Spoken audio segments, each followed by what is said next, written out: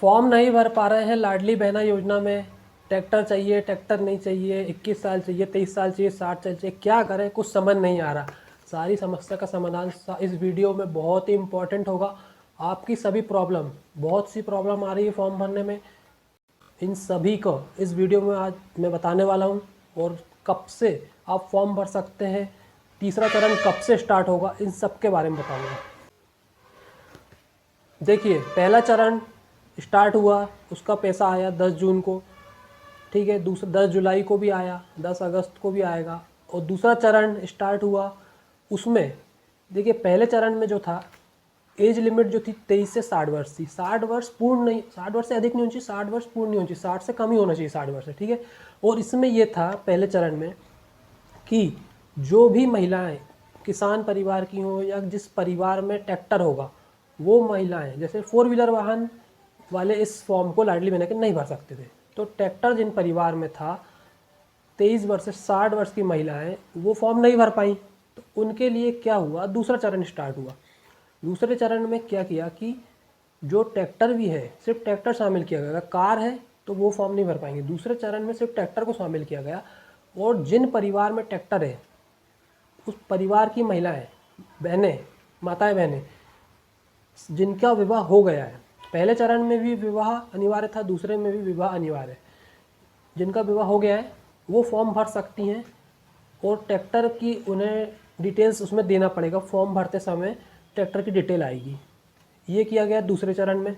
और age limit कर दी गई 21 वर्ष से 60 वर्ष, लेकिन 21 से 60 वर्ष तो की गई, इसमें जो पहले चरण में ट्रैक्टर वाले परिवार छूट गई थी, महिलाएं ट्रैक्टर था जिनके परिवार में वो छूट गई थी, वही आवेदन कर सकती हैं जो 23 से 60 वर्ष के बीच उनकी आयु रही होगी, या 21 से 60 वर्ष के बीच की आयु रही होगी उनकी, वो आवेदन कर सकती हैं।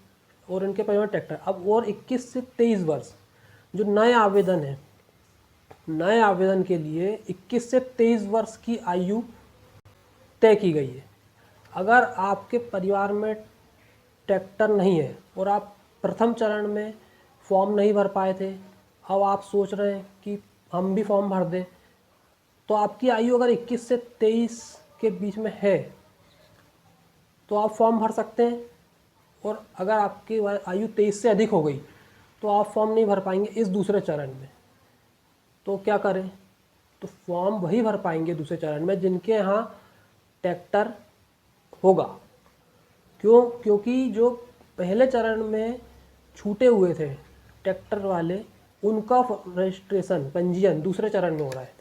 अब बहुत से लोग इसमें ये कह रहे हैं कि ट्रैक्टर खरीदना पड़ेगा क्या अब लाडली बहना का फॉर्म बनेगी, तो ऐसा नहीं है। देखिए, सरकार भी गलत नहीं कर रही है। सरकार ने जो पोर्टल ओपन करी है, दूसरा चरण स्टार्ट करी है, वो किन के लिए करी थी? जिन परिवार की महिलाएं प्रथम चरण में ट्रैक्टर के कारण बाहर हो गई थी, पंजीयन नहीं कर पाई थी, उनका फॉर्म नहीं भर पाया, उनके लिए ये दूसरा चरण स्टार्ट हुआ था। इसमें गलत नहीं है, दूसरा चरण इसीलिए स्टार्ट हुआ था।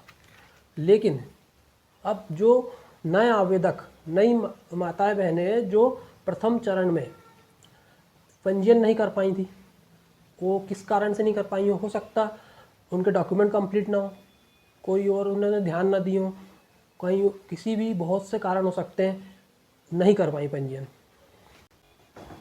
नहीं कर पाई, तो उनका जो आवेदन है वो दूसरे चरण में नहीं हो पा रहा है।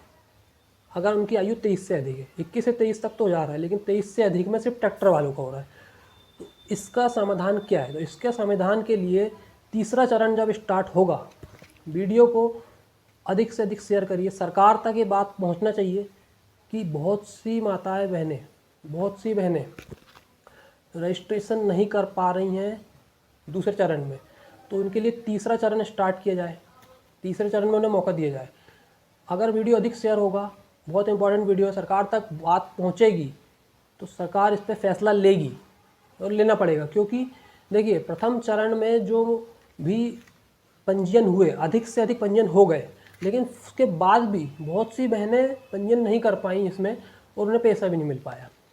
और अब वो पंजीयन करने की सोच रही हैं दूसरे चरण में, तो फॉर्म भरते समय ट्रैक्टर की डिटेल का ऑप्शन आ रहा है तो नहीं कर पा रही हैं। ये समस्या उनके साथ आ रही है। अब देखिए आगे क्या होगा। तो आगे का ऐसा है कि अभी जो दूसरा चरण का पैसा है वो आपको सितंबर तक मिल सकता है, अगस्त में देखिए। और जो दूसरे चरण में पंजीयन कर रही हैं उनको 2 महीने का जो जून जुलाई का पैसा क्या वो मिलेगा, ये भी आपको बताएंगे। और जो तीसरे चरण में पंजीयन करेंगी उन्हें जो पिछले जो मंथ का पैसा है, जो सभी को 1-1 हज़ार मिला है, जिनने प्रथम चरण से पंजीयन करे, तो वो पैसा भी क्या तीसरे चरण वालों को वापस से मिलेगा। 4-5 महीने का हो जाता है वो। तो नए पंजीयन जो करते जाएंगे आने वाले समय में, तो उन्हें रुका हुआ जो पहले का पैसा है वो भी मिलेगा। तो देखिए इस पे भी बात करेंगे। और प्रथम चरण में पंजीयन नहीं कर पाना, एक गलती हुई है कि पंजीयन नहीं करी बहुत से बहनों ने, तो उन्हें अगर उनके डॉक्यूमेंट कंप्लीट भी थे, सब कुछ था, तो पंजीयन करना था, अब नहीं कर पाई तो उन्हें अब इंतजार तो करना पड़ेगा। और जब सरकार ओपन करेगी पोर्टल तभी होगा। दूसरा चरण का जो पंजीयन चल रहा है उन्हें अभी उसका पैसा जो मिलेगा उन्हें भी क्या प्रथम चरण का रुका हुआ मिलेगा। तो ऐसा देखिए दूसरे चरण में उसका पैसा उन्हें नहीं मिलेगा। और देखिए आने वाले समय में इसका पैसा बढ़ने वाला है, लाडली बहना योजना का पैसा बढ़ेगा। क्यों? क्योंकि सरकार ने पैसा बढ़ाने की घोषणा करी थी। सबसे पहले बात करेंगे 1250 करेंगे, फिर 1500 करेंगे। तो 1500 कब होगा? तो देखिए दीपावली के बाद जब भाई दूज आता है उस समय बहुत अधिक संभावना है। भाई दूज के समय पैसा बढ़ने की बहुत अधिक संभावना है, 1500 हो सकता है। 1250 कब से होगा? तो देखिए रक्षाबंधन का त्यौहार है अभी अगस्त में, तो अगस्त में या आने वाले मंथ सितंबर में, सितंबर अक्टूबर तक बहुत अधिक संभावना है कि 1250 हो जाए, 250 रुपये बढ़ जाएंगे। अब बात करते हैं जो पहले चरण में जिनने पंजीयन नहीं करे, किसी भी कारण से नहीं करे, हो सकता है उनके डॉक्यूमेंट कंप्लीट ना हो, बाहर गए हों, या कुछ आधार समग्र कोई KYC इसी कारण से फॉर्म रिजेक्ट हुआ हो, तो उनको जैसे तीसरा चरण स्टार्ट होता है, तीसरे चरण में जो पहले दूसरे चरण, तीसरे चरण जब स्टार्ट होगा तो उन्हें पहले का जो पैसा है सभी को देंगे। जिनने पहले चरण में रजिस्ट्रेशन करे उन्हें हर मंथ 1000 मिल रहा है और आपको नहीं मिल रहा। क्यों नहीं मिल रहा? क्योंकि पहले चरण में अगर रजिस्ट्रेशन हो जाता तो आपको मिलता, तो वो रुका हुआ पैसा क्या आपको मिलेगा? तो ऐसा नहीं है, वो नहीं मिल पाएगा। वो पैसा इसलिए नहीं मिलेगा क्योंकि आपका जब पहले चरण में रजिस्ट्रेशन ही नहीं हुआ, पंजीयन ही नहीं हुआ, तो वो पुराना पैसा जून जुलाई अगस्त का पैसा आपको कैसे मिल सकता है? आपका अगर सितंबर या अक्टूबर में पंजीयन होता है तो उस पंजीयन होने के बाद आने वाले मंथ में नवंबर दिसंबर से आपको उसका पैसा मिलेगा। तो वो पैसा क्या 1000 ही मिलेगा या बढ़ा हुआ मिलेगा? तो देखिए अगर आपका पंजीयन के पहले या पंजीयन के बाद इस 1000 रुपये को 1250 किया जाता है और आपका जो किस्त है वो आने के पहले इसकी राशि बढ़ जाती है। अगर आपकी जैसे अगर आपकी किस्त नवंबर में आने वाली है और अक्टूबर में इसका पैसा 1250 हो जाता है तो आपको 1250 ही मिलेगा, बढ़ा हुआ मिलेगा नवंबर में। तो लेकिन आपका पंजीयन होना चाहिए उसके पहले। तीसरा चरण बहुत इम्पॉर्टेंट है, तीसरा चरण स्टार्ट करवाना है कैसे भी करके सरकार से, सरकार तक ये बात पहुंचाना है, पहुंचना चाहिए, वीडियो पहुंचना चाहिए, सभी की बातें और सभी ग्रुपों में इस बात को बहनों को पहुंचाना चाहिए जो पंजीयन नहीं कर पाई हैं अभी तक। क्योंकि दूसरा चरण में अभी संभावना नहीं लग रही है कि उनका दोबारा से अभी स्टार्ट हो नए आवेदन। नए आवेदन मतलब जो इनके परिवार में ट्रैक्टर नहीं है उनके लिए, और 21 से 60 वर्ष की आयु उनकी है, क्योंकि अभी 23 थी पहले, तो अब 21 से 60 कर दिए हैं, 60 पूर्ण हो जी। ये बात तीसरा चरण के ऊपर, ये तीसरा चरण जब भी स्टार्ट होगा तभी होगा आपको पंजीयन। तो अभी जिनका पंजीयन नहीं हुआ है, जिन्हें पैसा नहीं मिल रहा है, वो क्या करें? तो देखिए आपके लिए अभी आप क्या कर सकते हैं वो मैं आपको बताता हूँ। आपको अधिक से अधिक ग्रुप में अपना एक ग्रुप बनाना है जिनके वो पैसा नहीं मिल पा रहा है, पंजीयन नहीं हुआ है जिनका, उनके सभी ग्रुप में ये वीडियो को सेंड करना है, अपने जान पहचान के सभी ग्रुप में बताना है कि इसके लिए एक मुहिम शुरू होना चाहिए। सरकार तक ये बात पहुंचेगी तो पंजीयन स्टार्ट होगा। और आपको डॉक्यूमेंट से रिलेटेड क्या कर सकते हैं तो वो बहुत इंपॉर्टेंट मैं आपको बताऊंगा, पॉइंट नोट करके रखिए। बैंक अकाउंट पोस्ट ऑफिस में ओपन करवा लीजिए, DBT ओपन इनेबल रहेगा, उसमें हो जाएगा जल्दी। KYC, आधार में मोबाइल नंबर अपडेट करवाइए, बैंक में जाइए वहाँ पर KYC करवाइए, आधार इनेबल, आधार डीबीटी इनेबल करवाइए। डीबीटी इनेबल होना बहुत ज़रूरी है अगर बैंक से अकाउंट ओपन करते हैं। ई-केवाईसी होना चाहिए। समग्र आईडी में ई-केवाईसी होना चाहिए। समग्र आईडी में आपका आधार नंबर लिंक होना चाहिए, उसमें उपलब्ध है लिखा हुआ आ जाएगा अगर वो लिंक होता है। अपना ये सब डॉक्यूमेंट कंप्लीट करके अभी रखिए। जैसे ही तीसरा चरण स्टार्ट होगा आप पंजीयन कर सकते हैं। डॉक्यूमेंट सभी कंप्लीट होना चाहिए। आधार और एड्रेस, आधार में, समग्र में एड्रेस भी चेक कर लीजिए कि सही है या नहीं। अगर नहीं है तो उसे सही करवाना है। और नाम, पता, नाम में भी कोई मिस्टेक नहीं होना चाहिए, जैसा लिखा हुआ है वैसा ही, स्पेलिंग में, मात्रा में कोई मिस्टेक ना हो। बैंक में, आधार में, समग्र में एक सा नाम होना चाहिए, एक नाम होना चाहिए। और भी इसमें अगर मध्य प्रदेश के बाहर से आप कोई बहनें हैं तो वो भी क्या फॉर्म भर सकती हैं, ऐसे कमेंट आए थे। तो देखिए, मध्य प्रदेश की महिलाओं के लिए ये योजना है, तो मध्य प्रदेश के बाहर से कोई फॉर्म नहीं भर सकता। मध्य प्रदेश के बाहर की महिलाएं इसमें फॉर्म नहीं भर सकती हैं।